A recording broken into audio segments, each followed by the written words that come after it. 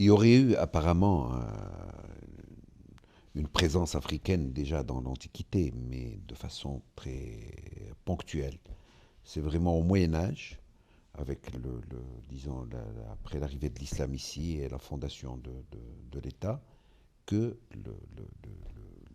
l'arrivée des populations africaines est devenue de plus en plus importante. Donc en liaison avec le développement du commerce aérien et la maîtrise de plus en plus sur des pistes, des pistes aériennes. Donc c'est à partir de là que vraiment les, les effectifs d'esclaves arrivés au Maroc et au Maghreb de façon générale sont devenus importants. Maintenant, on n'a pas des documents précis sur ça, mais disons, on connaît le mouvement général. Vous savez qu'il y a eu des estimations, disons, mais très approximatives des, des populations qui sont arrivées, bon an, mal an. Bon, donc c'est quelque chose d'ancien. C'est quelque chose d'ancien euh, que pour que ça explique cet ancrage dans la société marocaine. C'est-à-dire c'est pas un phénomène superficiel qui est arrivé il y a un siècle ou deux. Non, c'est un phénomène millénaire, ou plus que millénaire, qui explique que quand on parle des Noirs au Maroc et de l'esclavage au Maroc, c'est quelque chose qui fait partie de la population. C'est pas quelque chose qui lui est resté extérieur. Et c'est dans ce cadre que toutes les manifestations concernant cette présence physique et culturelle des Noirs, peut-être vraiment, peut-être réellement euh, placée dans son contexte et parfaitement comprise. Donc voilà moi ce qui me semble, disons, les grands traits de l'arrivée de cette population. À partir de la fin du 19e siècle, ça commence à faiblir. Ça commence à faiblir dans le Maghreb, mais le mouvement reste important dans le Maroc, puisque avec la colonisation française en Algérie, ça c'est le commerce des esclaves s'est replié un petit peu plus à l'ouest, en approchant de la côte atlantique, mais c'est resté quand même important. Et moi, j'ai pu suivre à travers disons, à travers notamment des textes sur les prélèvements fiscaux, etc., que les marchés publics ont continué à fonctionner au début du siècle encore.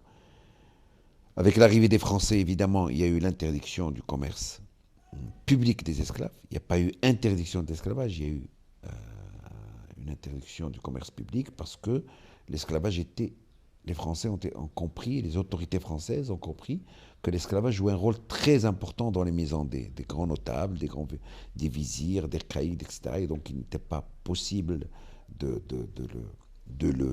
l'interdire, sous prétexte évidemment qu'on va ménager le droit musulman, etc. Mais c'était en fait une façon de ménager surtout les classes dominantes. Alors, après l'interdiction de ce commerce public, le commerce a continué à exister, mais disons, en sous-main, de façon informelle. Des caravanes ont continué d'arriver tout doucement du Sahara, et jusqu'à ce que le phénomène s'épuise petit à petit. Donc c'est pas quelque chose qu'on a arrêté un jour, c'est quelque chose qui s'est épuisé parce que le contexte a totalement changé. Voilà donc disons les grands traits de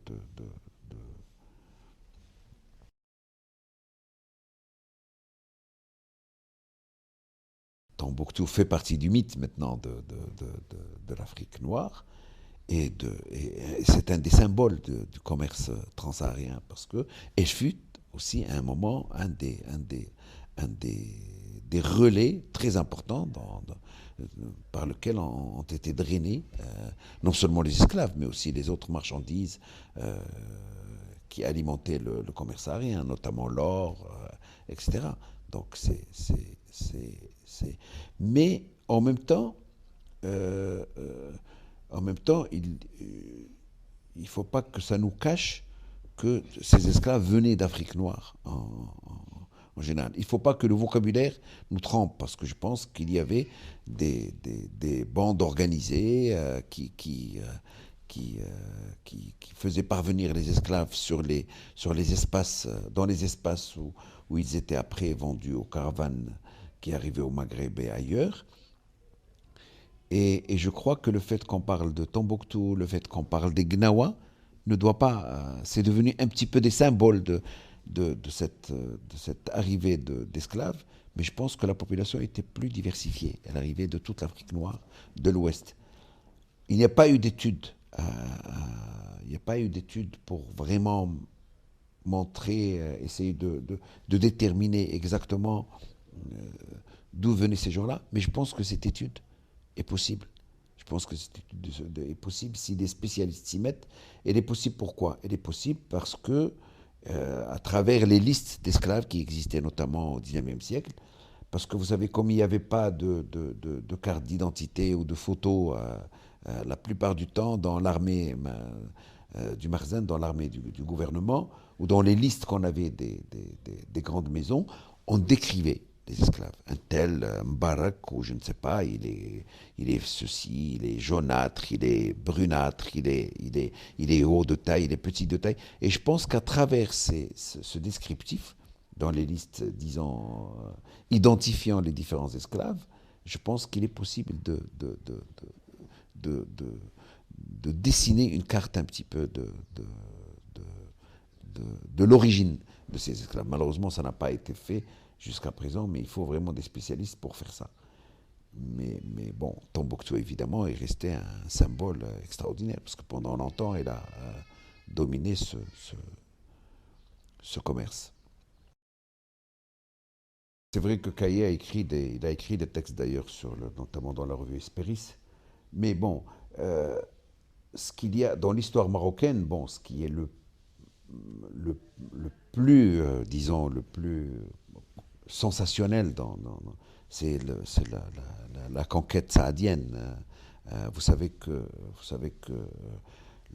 à la fin du Moyen Âge, et avec l'arrivée des Européens dans l'Ouest africain, le rôle du Maroc a été remis un petit peu en question, alors que le Maroc et l'État marocain, qui tirait des grands bénéfices du commerce aérien, vivaient un petit peu de ce commerce. Donc il y a eu cette expédition extrêmement célèbre du sultan marocain Al-Mansour Dabi, qui a mobilisé une armée assez importante, justement pour pouvoir reprendre les choses en main.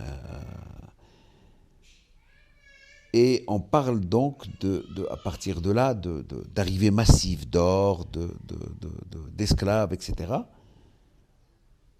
Mais je crois qu'il y a aussi beaucoup de mythes là-dedans, parce on est toujours dans une histoire euh, sensationnelle, parce que ceux qui ont travaillé sur l'histoire marocaine, sur l'histoire matérielle du Maroc à cette période-là, savaient très bien que le Maroc était dans une situation extrêmement difficile, que tout cet or on a exagéré un petit peu euh,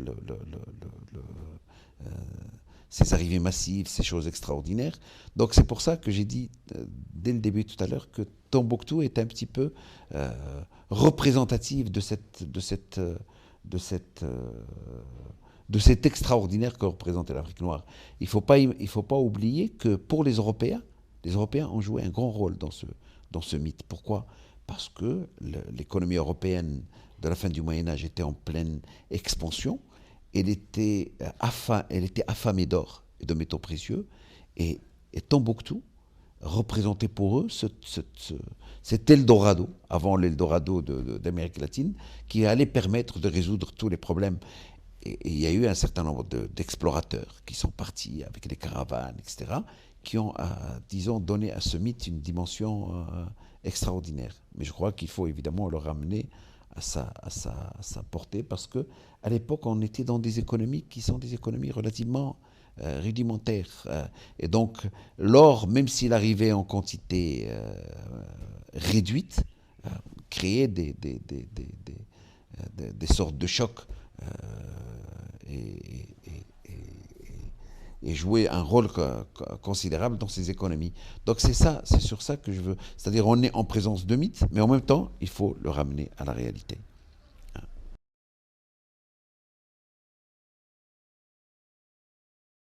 Les Gnawa ont acquis aujourd'hui comme thème de l'importance. Mais le problème, c'est qu'ils l'ont acquis indépendamment de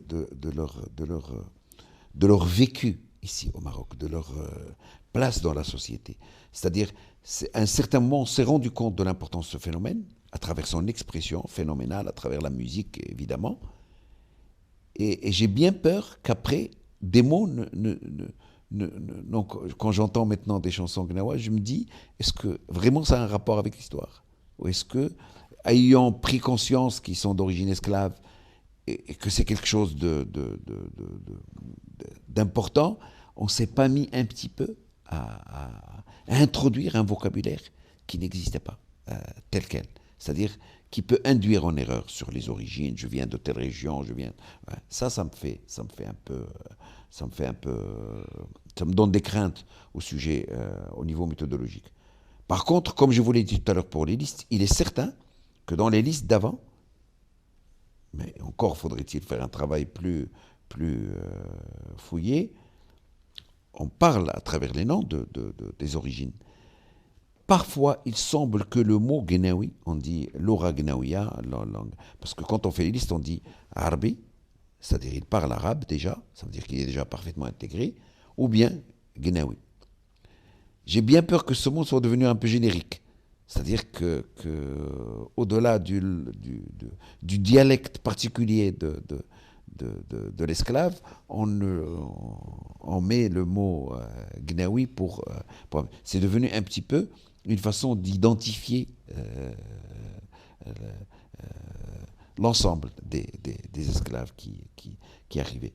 Donc je pense que je pense que les recours qui restent dans ces listes, si on les réexamine, c'est dans les noms, exactement, et non pas tellement dans le langage. Bambara, etc. Et d'autres encore. Je pense qu'il est possible de trouver des pistes. Maintenant, le mot Gnawi, pour moi, ne relève plus de la topographie. Il désigne vraiment une culture, une expression culturelle de tous ces gens-là qui sont venus, quelle que soit la région particulière d'où est-ce qu'ils sont, disons, d'où ils sont parvenus. C'est ça. Et le langage d'aujourd'hui me paraît douteux, franchement, parce que je pense que c'est quelque chose qui est presque autonome par rapport à l'évolution antérieure. Je parlais tout à l'heure, par exemple, quand je parlais des Saouira, comme quoi les gens ne, ne prenaient pas conscience de l'importance de l'esclavage dans des situations comme ça. Et ne comprenaient même pas pourquoi on pouvait expliquer qu'il y avait un tel phénomène culturel dans des régions comme ça.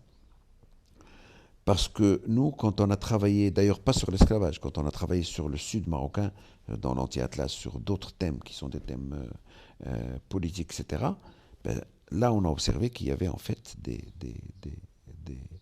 des rencontres annuelles qui continuent jusqu'à maintenant, qui sont beaucoup plus réduites, qui n'ont rien à voir avec les festivals, qui sont des petites rencontres régionales de tribus, de fractions de tribus, de grandes familles, où les Noirs, où les anciens affranchis revenaient de Casablanca, des grandes villes marocaines, chaque année pour fêter justement leur rapport avec la région.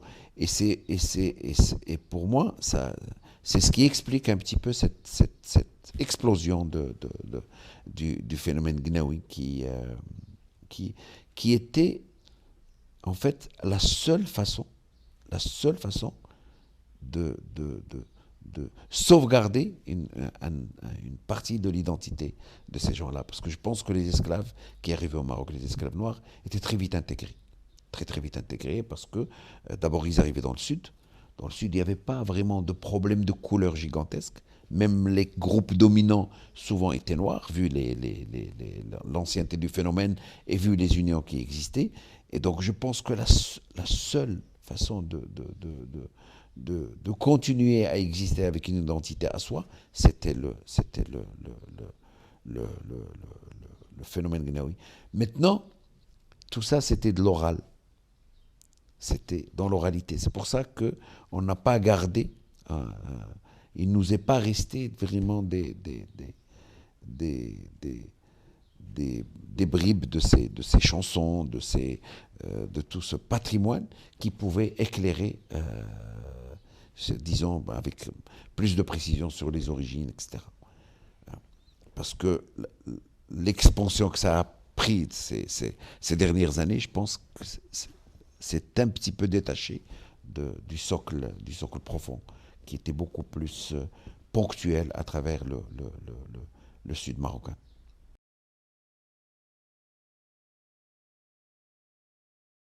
Moi, j'ai travaillé disons, sur l'aspect matériel et social. Mon objectif, c'était d'abord de donner à l'esclavage comme thème l'importance qu'il devait avoir, parce que c'était pas du tout considéré comme un thème à traiter. Donc c'est pour ça c'est de ça que je ne l'ai jamais abordé dans cette, sous cet angle. Je vais vous dire pourquoi. Cet aspect, je n'ai pas travaillé dessus, pas par choix, parce qu'il n'y a pas de document. Moi, j'ai travaillé sur la documentation écrite parce qu'il fallait absolument apporter des témoignages écrits, parce que les historiens sont restés pendant très longtemps peu attentifs à l'oral. Tout ce qui est oral, etc., on dit que c'est pas vraiment de l'histoire, c'est pas des choses sûres, etc. Donc il fallait aller trouver des traces écrites et indiscutables sur sur la vie, sur l'organisation, sur des esclaves. Donc ça, c'est un aspect qui a vraiment, qui devait faire vraiment l'objet de recherches directes à travers les interviews, à travers comme on fait les spécialistes de la question. Moi, je ne voyais pas du tout euh, les Gnawa comme des gens à part. Pour moi, c'est l'expression de chaque communauté. Comme je vous disais là dans le sud marocain, ces gens-là qui reviennent pour leur fête annuelle, ne sont pas des Gnawa. Ce sont d'anciens habitants de la région, d'anciens esclaves, d'anciens paysans, et qui reviennent et qui font leur fête, etc. Ce n'est pas vraiment des groupes spécifiques qui sont des musiciens. Ce sont des gens qui font. Donc il n'y a pas. Moi, je l'ai toujours pensé comme ça. Maintenant, je ne connais pas le- je ne connais pas la question pour pouvoir expliquer est-ce qu'il y a euh, est-ce que c'est que des gens à part qui font ça. Euh, Peut-être aujourd'hui, mais avant euh, c'était quelque chose de général. C'était comme un petit peu la houach chez les Berbères, etc. C'est la tribu qui fait disons, qui s'exprime de cette façon. Mais je pense que c'est vraiment une question de spécialistes, hein, qui ont travaillé plus de l'intérieur sur les corporations, sur pour pouvoir. Moi, franchement, je ne peux dire que des généralités sur cet aspect.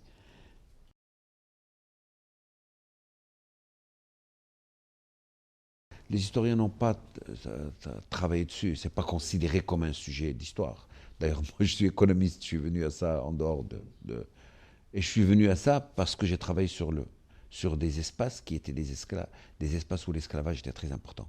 Moi, j'ai travaillé au début sur le pouvoir politique, euh, sur la relation de pouvoir dans le sud marocain.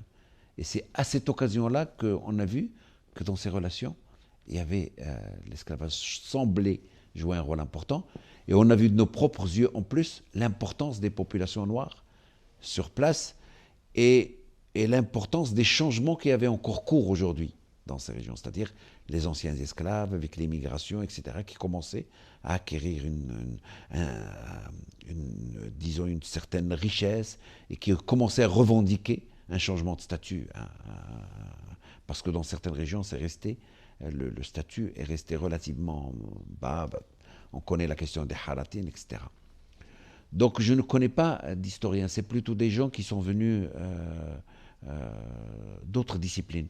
Je ne sais pas si vous connaissez. Miège. Non, Miège, il est historien à proprement parler. Miège a dressé les grands traits enfin, des relations du Maroc avec l'Europe, etc. Donc c'est pas du tout. C'est un vrai historien hein, dans les règles de l'art. Mais je ne connais pas. Par contre, qui c'est que j'ai vu travailler sur ça? Je ne sais pas si vous connaissez. Schlieh, vous connaissez. Et Abdelhafid. Abdelhafid. Il m'a semblé qu'il travaille sur. Mais il a travaillé sur les gnawa pop, Euh, sur le rituel mais c'est. et l'orthothérapie. Je connais Mena. Abdelkader, oui, il a travaillé sur les gnawa, sur le rituel, sur Voilà. l'orthothérapie. Donc, moi, les historiens, non. Moi, personnellement, je ne connais pas de. Parce que peut-être l'esclavage était un tabou au Non, Maroc. c'est même pas un tabou. C'est un thème qui n'est pas considéré comme un thème explicatif de quelque chose. Donc on l'a négligé parce qu'on ne pensait pas que c'était quelque chose d'important. Même aujourd'hui, beaucoup de monde continue à penser que ce n'est pas quelque chose de vraiment central c'est pour ça que dans ce dernier livre, j'ai essayé d'aller beaucoup plus loin que simplement la description de la vie matérielle et sociale des esclaves, en essayant de montrer le, que le lien d'autorité, la relation entre le roi et ses agents, ses serviteurs, eh ben, que l'esclavage jouait un rôle central, structurant de ce lien d'autorité. Donc pour moi, c'est beaucoup plus important. Malheureusement, il y a une question de documents. Hein. Il y a très peu de textes, disons, historiques les textes en dehors des textes religieux, etc. Ben il y a les documents de l'État marocain, les lettres, des quelques documents d'archives qui, par exemple, dressent des listes, je ne sais pas, par exemple, vous savez que l'État marocain avait une garde noire. Donc pour sa garde noire, on trouve par exemple des listes de cette garde noire. C'est pour ça que j'ai insisté dessus. Parce que ça, c'est très important. Parce que cette garde noire, elle venait des populations. Sont tout simplement, à un certain moment, tous les esclaves qui avaient quelques difficultés avec leur patron pouvaient venir demander protection auprès de l'État et gagner les rangs de l'armée. Donc elle est représentative un petit peu de, de, de, de la composition, de la nature de la population noire au Maroc. C'est pour ça que j'ai beaucoup insisté sur l'analyse, une analyse minutieuse de ces listes qui pourrait peut-être donner des renseignements. Mais en dehors de ça, je ne vois vraiment pas, il y a très peu de documents sur la question.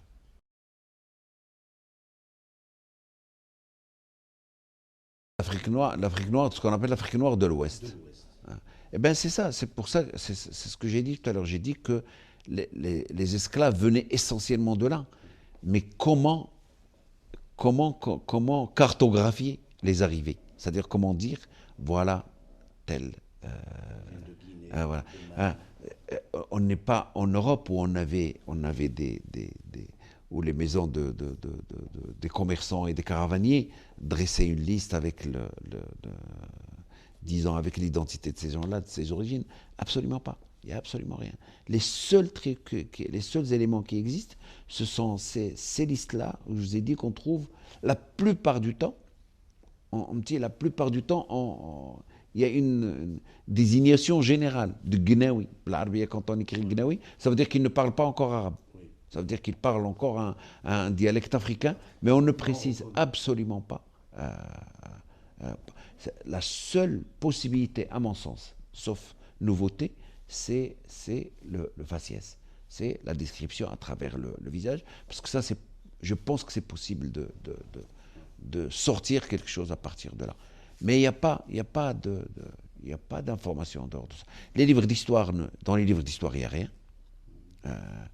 Nous, on a eu l'occasion de voir une documentation extrêmement précise de la maison d'Ilir, c'est-à-dire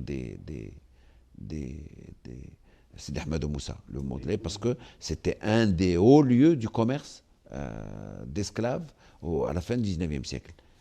Mais dans les registres de comptabilité, il n'y a pas. Il n'y a pas grand-chose. Hein. Il n'y a pas de données précises sur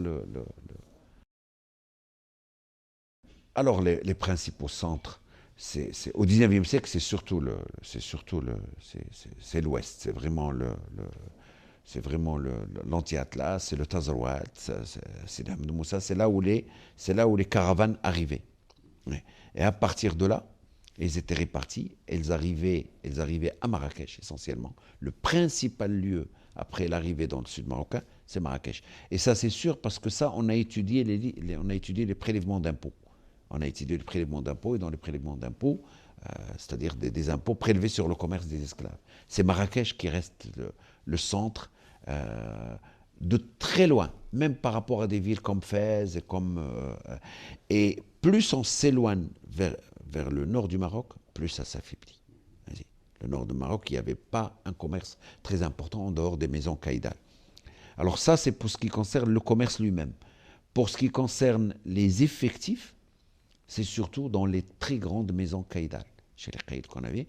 Et ça va à l'encontre un petit peu des idées reçues, des gens qui pensent que l'esclavage n'était pas très important. Il y a des maisons caïdales qui avaient un nombre, par exemple, de 200 à 300 esclaves, ce qui était considérable. Non seulement dans leur participation au travail, mais même au niveau de la culture. Dans les maisons bourgeoises, parce que les voyageurs français ont parlé beaucoup surtout des maisons de Fès, etc. Bon, il y avait un certain nombre, mais c'était moins important c'était vraiment dans les maisons caïdales. Et contrairement à ce qu'on pense, dans le Maroc rural, parce que les grandes maisons caïdales sont implantées un petit peu dans le Maroc rural. C'était là où il y avait le plus d'esclaves.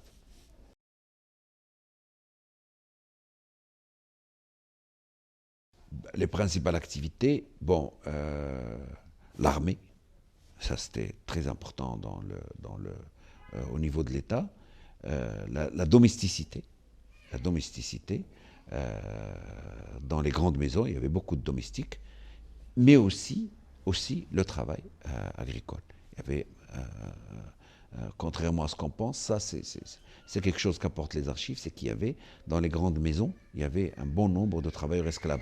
Alors dans le sud marocain, c'est-à-dire dans les oasis, c'était les esclaves qui étaient les principaux travailleurs agricoles.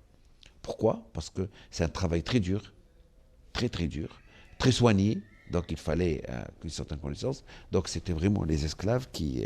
et aujourd'hui, il suffit de circuler dans le Tafilet ou dans l'Anti-Atlas pour voir encore aujourd'hui les traces de la présence dans les grandes casbahs, dans les grandes forteresses, à travers la couleur de la population, des anciens travailleurs.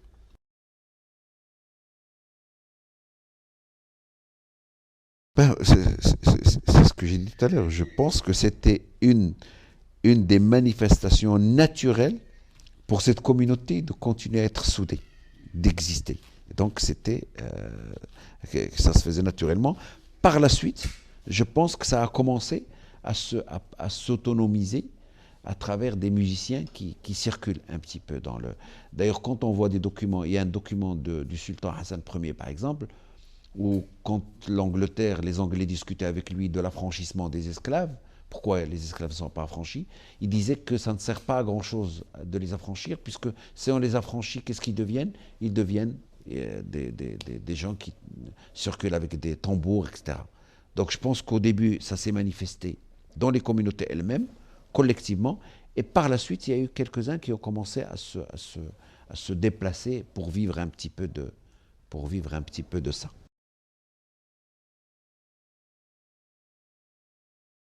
Jusqu'à l'indépendance, l'esclavage existait, et il existait dans le palais royal. Ça, c'est quelque chose de connu dans les grandes maisons caïdales. Pourquoi?